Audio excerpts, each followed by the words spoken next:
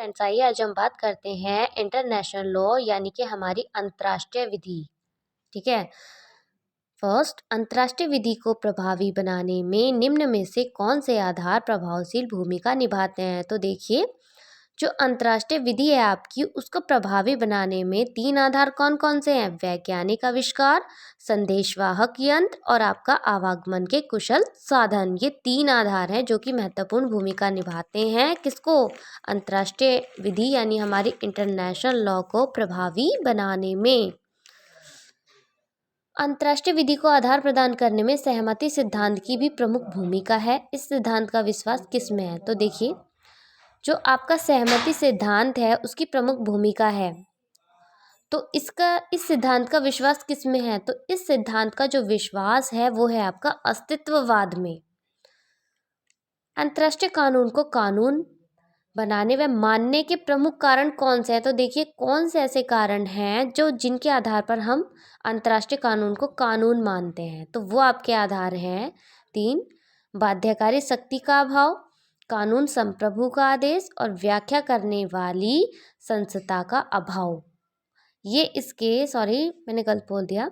इसमें क्या है, आपके अंतर्राष्ट्रीय कानून को कानून ना मानने के प्रमुख कारण। ठीक है, तो ना मानने के जो आपके प्रमुख कारण हैं वो ये तीन हैं।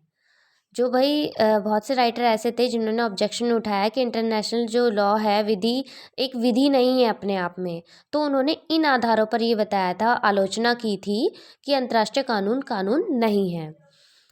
अंतर्राष्ट्रीय विधि को विधि मानने वाले तक, अब देखिए, अब इसके पक्ष में होगा ये तक जो इसको विधि मानते हैं। ये तो विपक्ष में थे जो इसको विधि नहीं मानते थे।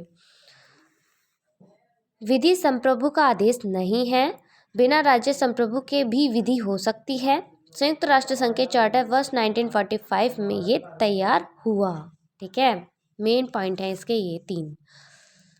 मूल अधिकारों के सिद्धांत के संदर्भ में कौन से कथन सत्य हैं जो राज्यों में परस्पर अंतर्राष्ट्रीय कानून के पालन में आवश्यक हैं। तो देखिए, मूल अधिकारों के सिद्धांत के संदर्भ में जो कथन सत्य हैं जो इसको पालन करने में आवश्यक है वो है स्वतंत्रता, समानता और परस्पर सम्मान। ठीक है, कानून पालन की तरफ से झुकाव जो अंतर्राष्ट्रीय विधि के पीछे बाध्यकारी शक्ति है वो क्या है।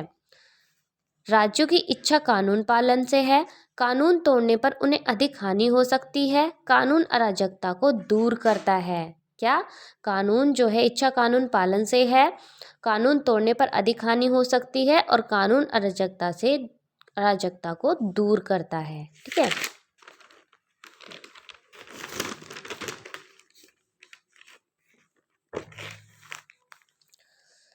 कौन से ऐसे कार्य हैं जो अंतर्राष्ट्रीय कानून को मानने के लिए राज्यों को बाध्य करते हैं। तो देखिए, जो आपके कार्य हैं कौन कौन से हैं, राष्ट्रीय हितों की पूर्ति, विदेश नीति की सफलता, अंतर्राष्ट्रीय संबंध प्रगाढ़। ये तीन आधार हैं। किसके भय से राज्य अंतर्राष्ट्रीय कानून को तोड़ना नहीं चाहते हैं। तो किसके भय से नहीं चाहते हैं, विश्व जनमत के भय से, गरिमा में कमी, संयुक्त राष्ट्र संघ की महासभा में आलोचना। क्या, विश्व जनपद में के भय से, गरिमा में कमी और संयुक्त राष्ट्र संघ की महासभा की आलोचना।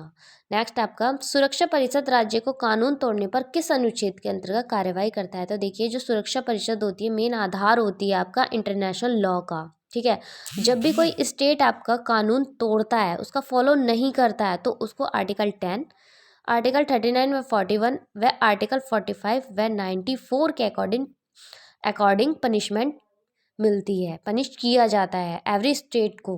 क्या क्या, आर्टिकल 10, 39 व 41 और आर्टिकल 45 व 94 के अकॉर्डिंग। अंतर्राष्ट्रीय कानून के संहिताकरण कॉडिफिकेशन के प्रमुख जो कारण है, रीजन है आपके, वो क्या है।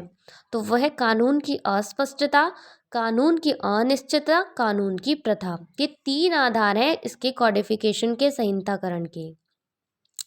चलिए, थैंक्स।